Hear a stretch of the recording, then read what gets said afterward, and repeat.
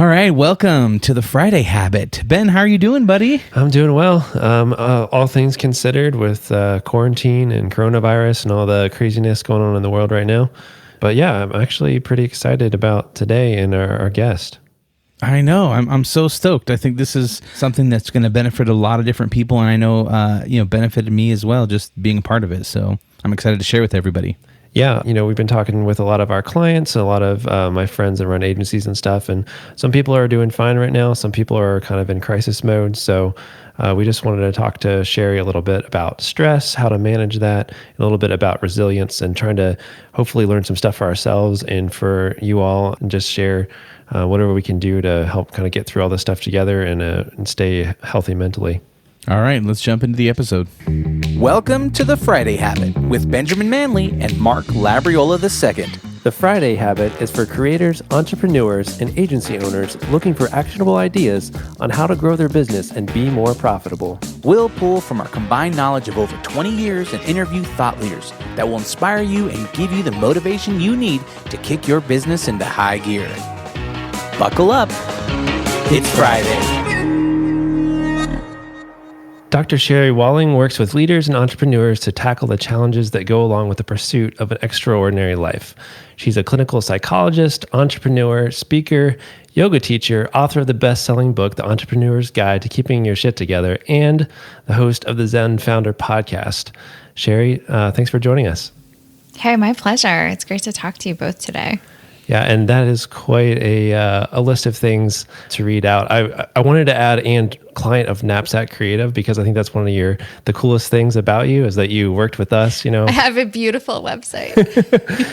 But I really do appreciate you taking the time to come on the show. And ever since we originally talked, I've been very impressed with all the things you're doing to help the entrepreneur community as a clinical psychologist. So in this kind of time of uncertainty with coronavirus and all that that's going on, we really wanted to have you on the show and just try to get some insight from you on some of the challenges that entrepreneurs are facing right now, and then how can they be more resilient in the challenges they're facing right now. So what are some of those things that you've noticed, like in the last few days or weeks, that people are dealing with the most? Has your phone been ringing off the hook? Has everyone been calling you like, I need to talk? I have a question. I just lost a big client. I've had to fire people. It is, it is a busy time for me. And my background as a clinical psychologist is really specifically in the area of trauma and stress. And I started doing work around trauma and stress with people in the military, with first responders, with physicians. So people with what I call high intensity jobs. And that kind of rolled into working with entrepreneurs because they also have really high intensity jobs. So in a way, like, this is my Super Bowl. Like, this is what I train for, which is a terrible thing to say. I'm doing a lot of free work, which I'm totally fine with. But, I'm grateful to be one of many mental health professionals who do have... We kind of live in this space of chaos in some ways. So it's good that there are people like me who have some training and some experience and expertise that can be helpful in times like this. And I think to speak to the first part of your question, like, what are people experiencing? I generally think people are kind of walking around with a feeling of being really unsettled. Like, It's that tension in your stomach, or you can't really take a deep breath.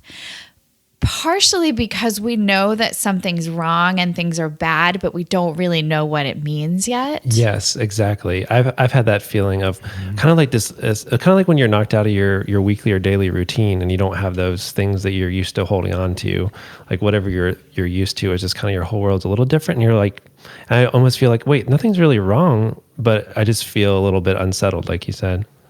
Yeah, I think it depends on your business. So I definitely have clients and friends who are in either a brick and mortar business or an e-commerce business, like a friend who, runs several clinics. And so those kinds of businesses sort of shut down overnight in some ways. So people are already doing layoffs and people are already really kind of going into crisis mode. And then there are those of us who do either consulting or work online or, build beautiful websites for people. And it's like, so far, so good. but we don't yet know how long it will last and what the rollout will be, and when the clients that we already have relationships with will start running out of money themselves. It's kind of the trickle down. For sure. Yeah, I'm like, okay, everyone's cool right now, but I think when I send invoices out, that's when I might start to get some pushback. And I think that sense of unknowing is really unsettling for people. I think especially for entrepreneurs, because most of us are pretty good at kind of having a vision, thinking ahead, making a plan, and executing, right? If we're successful, we know how to do those steps. And right now it's sort of like, get ready for something terrible, but there's no parameters and you can't make a plan really. I mean, you can kind of, but so those of us who have, in a positive way, like a high need to control and a high ability to plan and control our lives, all that's kind of going out the window in a way that's really uncomfortable. Yeah, that's me. I like to design everything. I like creating processes, and I think I find some comfort in that when I create a process that I can follow and don't have to think about it. But now, since so many things are out of the ordinary, I think it's even just adding a lot of extra mental load for me personally, because each project is kind of a one-off basis, because maybe we need to figure out a way to tweak pricing for this client, or somebody's coming to us saying like, hey, is it okay if I pay you later? I'm like, yeah, sure, let's figure it out. But all those things just take even extra time figuring that out. And I've also noticed with some of my friends, their businesses, some of them are more diversified than others. But if you're relying, an agency relying on a lot of stuff from a restaurant industry, for example, or something like that. I had a friend come to me and he had to lay off some of his employees because of the situation going on in some of those clients that he lost. What would you say to somebody that is actually, their business is going through really tough times right now? What are some practical things they can do to kind of deal with that, to be more resilient? And maybe you can even speak to what resilience means actually, and how that actually is something that can benefit you in the long term. Yeah, Ben, you used a word that I've been using a lot lately, or a term, which is the term mental load, which is the sense that all of us are walking around with heavier weight than normal, emotionally, psychologically, just information in our brains. And I think all of us will do ourselves a great service if we just create as much cushion as possible and really make sure that we're protecting our internal resources as much as we can, which means the simple stuff. It means sleeping, protecting our sleep as much as possible, like getting off the news feeds so that we're not laying in bed, like reading about the world in crisis, but that we're like setting ourselves up to sleep well, that we're moving our bodies as much as is possible given the parameters that we're now living under that limit gym time and things like that. Making sure that we're taking care of fueling our bodies properly. So watching the alcohol intake, watching the sugar intake. Those seem like super basic things, but I think if those basic things aren't in place, we start to lose our cognitive flexibility and our emotion regulation pretty quickly, especially under an additional mental load. So before we move to resilience, I would even think about prevention first. Okay. How do we prevent an internal implosion? By making sure we're being as protective as possible over our mental health.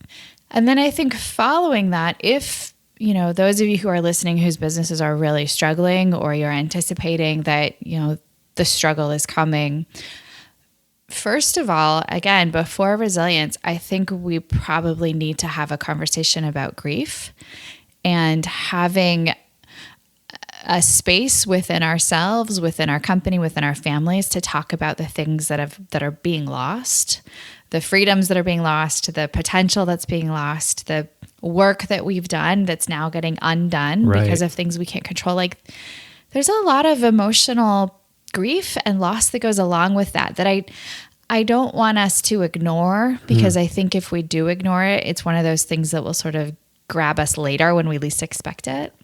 Wow. So you're saying that things like being disappointed that a goal that you're working on isn't going to be met, or the feeling of letting someone go, or that team being broken up, or things like that, you're saying that we need to actually grieve that? Yeah, I think we can count those as losses. I mean, even the fact your kid's not going to have Little League season. Yeah. Like, a lot of rhythms of our life are disrupted. So what does grieving look like? Yeah. I'm not very in touch with my emotions. And so, when someone says grieve, I'm like, does that mean cry? Or like, what does that mean? Yeah, I think we have ways of like behaviorally ritualizing grief that are actually really helpful, which is, if you think about going to a funeral, you gather with people, which, you may not be able to do physically right now, Right. but you kind of get your crew around you. You talk about what's lost. Like, you say the words about the person that you lost in that scenario. You gather, you might cry, you're emotionally expressive, and then you eat cake, you gather, which is, again, super tricky because we can't really gather right now. But those are the things that are our rituals of grief. We talk about what's lost and we share communally in that sense of loss. So, I think for companies who maybe need to do mass layoffs, or for entrepreneurs who are really struggling, like, it is a time to gather your crew, get your Zoom call going, the people that you are in, a mastermind with, or are in some, other business owners, people that you're connected to. If you're really having a hard time, don't hide in shame. Get up there with your crew that you trust and say, hey, I had to lay everybody off and I feel really shitty. Like, I'm having a hard time. Can you just sort of sit with me and eat virtual cake together and just sort of sit in it? Yeah. And so what does that do? What does grieving do for you? It helps us to move emotion through our bodies. Okay. Yeah. I think we can get stuck in feelings, and when we don't give them some air time, they can get sort of stagnant inside of us. And I think that's a precursor to resilience, right? Resilient people aren't people who just put on like the Pollyanna, like, it's all good, I've got this, it's fine, I just had to lay off 50 people, but whatever, the sun's shining. Like, that's not true resilience, right? Right. Resilience honors like, hey, this is hard, it's painful, and I'm still moving. Like, I keep going no matter the fact that it's hard. That's good. So what's the next step then? So if we grieve and we kind of acknowledge those things, as a group, with our team or whoever it might be, what can we do after that, after grief? Once we've kind of processed those emotions, what can we do next to move forward? Yeah. I mean, it's not perfectly a stage in the sense that sometimes these things happen kind of simultaneously. Okay. But things that I talk with people about related to loss, either loss of a company or loss of a person, is like, what's kind of the next meaningful move you can make? Sometimes that might be being able to do something that has a significant or important contribution, but maybe isn't related to your business. Maybe that's working in a garden for a little while, something where you are doing something productive and helpful to yourself, to people around you, so that you don't feel frozen. You want to be able to hold negative emotion, but not feel like you're paralyzed. So finding something you can help with or do is often a really helpful next question. That's really smart.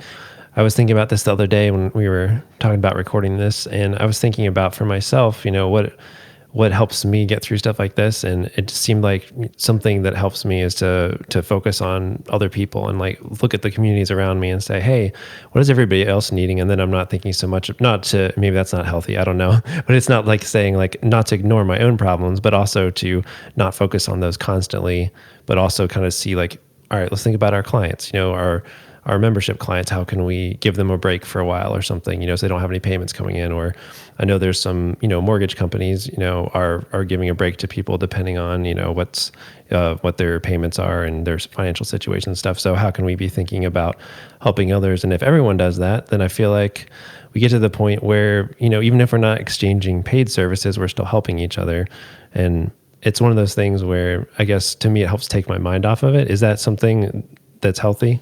Absolutely. Okay. Absolutely a thing. Yeah. There's a body of psychological research that supports that as a good plan, Ben. I mean, basically, it feels good to help other people. And especially when we've reached the edge of what's controllable for us in our own lives, if we can, help bring about a positive outcome for someone else, that's the next best thing. Yeah, that seems like powerful. And it seems like opportunity may come from that as well. Something that you were selflessly serving someone else. And when all this is over, that may come back to you in a positive way. Not that you would do something in order to get something, but just the benefits of being good and giving, back. Contributing to the world in whatever form you can, in whatever way you can, is almost always positive for you from a mental health perspective or from a, professional networking perspective or, however you slice it. I think we're talking a lot about counterbalance, right? When something is lost, we see what we can make. When something feels out of control, we see what is controllable. When we feel helpless, we think, how can I be helpful to somebody else? So whatever kind of negative state, emotional state we're in, not to rush through it, not to ignore it, but think about how to counterbalance it with its sort of natural opposite. So earlier you mentioned running, you mentioned, it may have been actually one of your other podcasts I listened to, but you had mentioned deep breathing, things like that. What are some things that we can do that are almost like habits that we can establish? Is it healthy for us now to try to establish habits that we can control with everything else that's going on? Or what would you recommend as far as some practical things that people can do on maybe like a daily or weekly basis to help? Yeah, I think one of the things that we can quickly lose sight of is the fact that anxiety, fear, like all of the things that are kind of swimming around us right now, those states live in our bodies. So our bodies are absorbing the anxiety around us, which is why, some of us are having sore shoulders and sore muscles already. It's why it can feel a little bit harder to breathe. I mean, we might be thinking, oh no, do I have the virus? But really, no, right. you're stressed. So the ways that we can creatively reorganize our lives so that we are helping to manage the anxiety that lives in our bodies is a really great investment right now. So whether that's running, whether that's starting a yoga practice, there's lots of yoga studios that are putting classes online right now. If you haven't had a meditation practice, this is a great time to find some kind of practice that helps to calm and center your body and helps you to regulate your breath. Your breath is a big sort of physiological component that helps determine how anxious your body feels. So if you can practice taking slow, deep breaths, it's a fantastically helpful tool to really counteract some of the physiological experiences of anxiety. That's fascinating. So you're saying that actually the speed of your breathing can affect how your body feels? Totally. Yeah. So we have, this great emergency response system in our bodies. This system that says, all right, there's a threat. So all of these things change in your body. Your blood flows differently. Your heart beats faster. Your breath is faster. Like you're ready, it's the fight or flight response. You're ready to respond in your body. But when that doesn't shut down, then we see all of these like negative health outcomes that have to do with, too much cortisol living in our bodies, too much muscle tension. The stress response system isn't meant to stay with us. So the fastest way to kind of kick over into the all clear response or the calm system is through the vagus nerve, which is this large nerve. It's the largest nerve in the body. That is right in it sort of has its tendrils in our brainstem, and then it goes all the way down our spinal cord and has little pieces that touch every single one of our major organs. So that system is what helps us enact the all clear system. Huh. And it's really integrated with our breath. If you think about it, it's almost impossible to be really stressed out and take really calm, slow, low in your belly, deep breaths. Wow. Our bodies just don't work like that. That's amazing. That's really amazing. Would you recommend people do this at work? Close your eyes while all your coworkers are sitting next to you. Just close your eyes, fold your legs up and breathe deeply. Like what in what situations? Closing your eyes is optional. Okay. So it doesn't have to be with your eyes closed. It doesn't have to right. be. Yeah. The way I teach people to do this is to put one hand over their belly button and take a deep breath in and look down at your hand and see if you can move your hand as you inhale, which is a sign that your breath is going low into your diaphragm as opposed to in your chest. So you want your breath to go low because, again, you're counterbalancing hyperventilation. you're counterbalancing an anxious breath, which is fast and shallow. You want your breath to be slow and low. So if you put your hand over your belly and you take a big breath in, and you can see your hand move away from your spinal cord, sort of like a balloon is inflating in your belly as you inhale. And then when you exhale, you're pulling your hand in towards your spinal cord and deflating that balloon. So if you can do that and breathe for 4 seconds in and 4 seconds out, so really slowing your breath down, usually it's about 4, 5, 6 breaths to change the emotional or change the anxious state of your body. Wow, that's amazing. Super simple. That is so cool. Just like that. Just like that. People are like, oh, you do this because you're a yoga teacher. And actually, I started doing this when I worked in the Veterans Hospital with people who had recently returned from combat who had PTSD. So they needed a tool really fast to help counteract the amount of upset that they felt in their bodies. So, we do it in yoga too, but it has, at least in my life, it has its roots in really, really upset people as a tool to help calm down. Wow. I just love how simple that is. You can, anytime, no matter what's happening, pretty much, you could stop and do that and actually change how your body feels. I think that's amazing. And it's funny, I was at a conference one time, and I remember the speaker telling everybody to do that. I think he did actually ask everybody to close their eyes, and there was a room of maybe 500 people. And I looked around, and it was funny, before I closed my eyes, and there was people next to me like, no, I'm not doing this. I'm not going to do this deep breathing thing. They were so skeptical, but I tried it, and I was like, man, I really do feel better. And so it's cool to hear the scientific part of how that works, because I think some people are skeptical, like, oh, that's just, mumbo jumbo or something like that, which I didn't know the science behind it, but I knew that it actually would help. So I think that's really interesting to learn that. So you're talking about how this deep breathing can help us and stuff like that, and the grief process and stuff like that. Can you tell us a little bit about resilience? Is that important in this situation? Is that something, could you help define that for us and tell us, is that something that it can be developed, or how does that work? Yeah, I think a really lovely, simple definition of resilience is bounce back ability. Okay. I don't even know if that's a term. I think you should coin it. That can be your next book. It could be a t-shirt. Bounce back ability. But it is, just how well you can kind of take a punch and pop back up. And when we're talking about a situation like this, there are lots of levels of resilience. Okay. There's the practical resilience of how do you sort of put yourself back together as a business owner. Right. Probably the more immediately controllable part is emotional resilience, which is that when you feel discouraged or upset or afraid or any of those negative states, how do you shift into or choose to live in a place of joy or playfulness or creativity?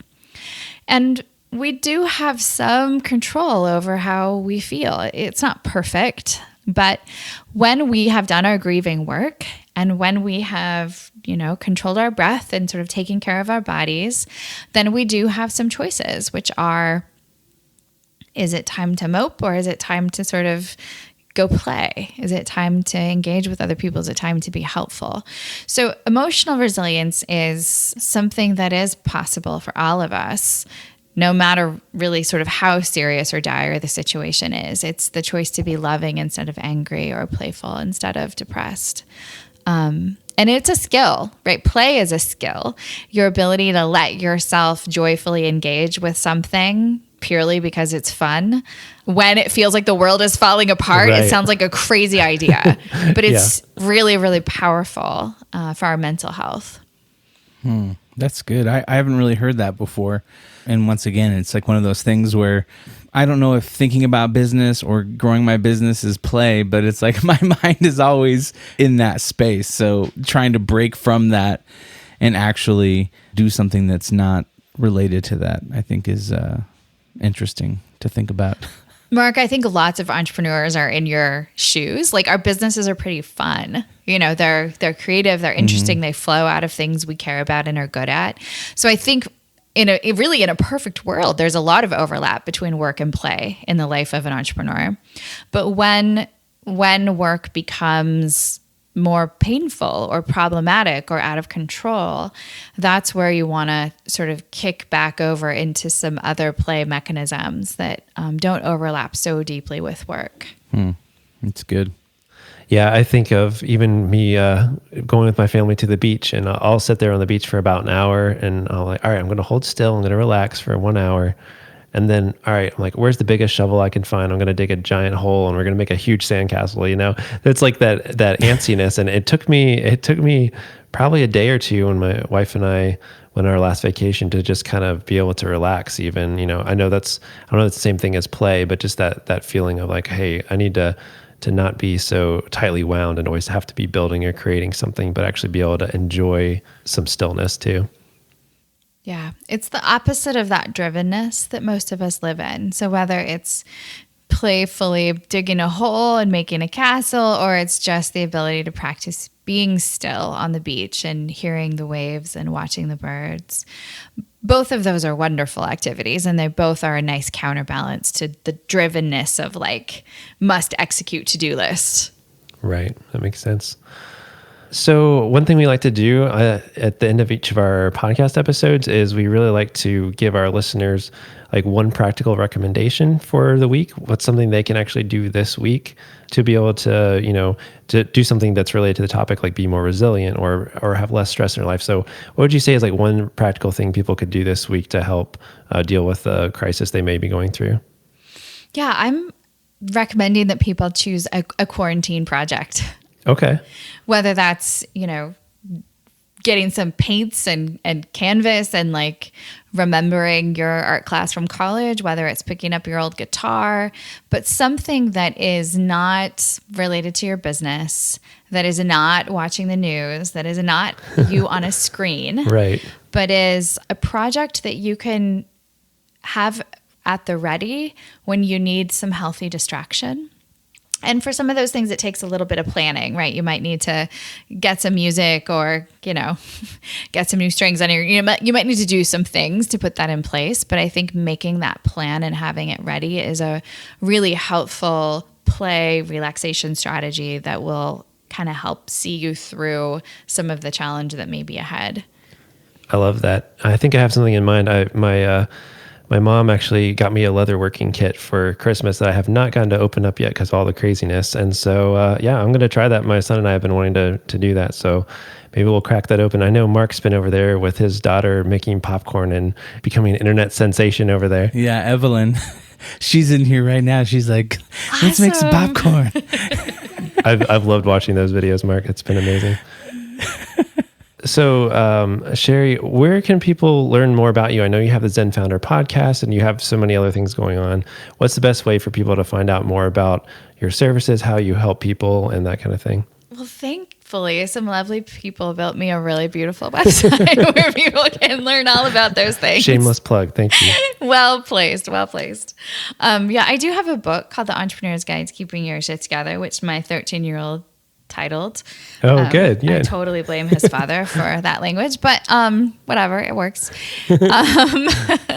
So that's on Amazon and Audible and Kindle and all those places. And not to plug my own work, but it is an attempt to summarize a lot of what I've learned about entrepreneurial mental health in the last couple of years. So hopefully there's some timely utility there. And then, of course, the podcast comes out every Friday and it's free for all.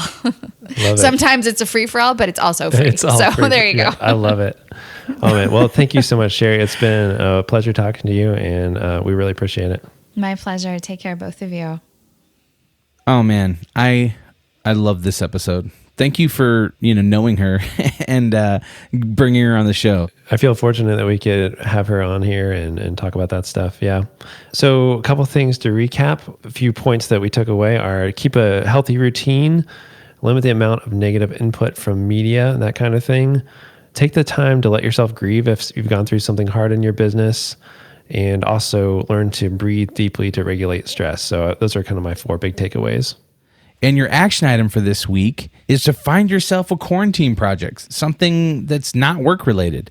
Maybe you've been putting off painting the fence or building some sort of chair. I don't know what it is you're into, but it's probably awesome On next week's episode, we're going to be talking about 7 ways you can improve your website. So we'll go through a few tips that you can kind of do on your own to look through your existing website and figure out if there's things you can do to make it better.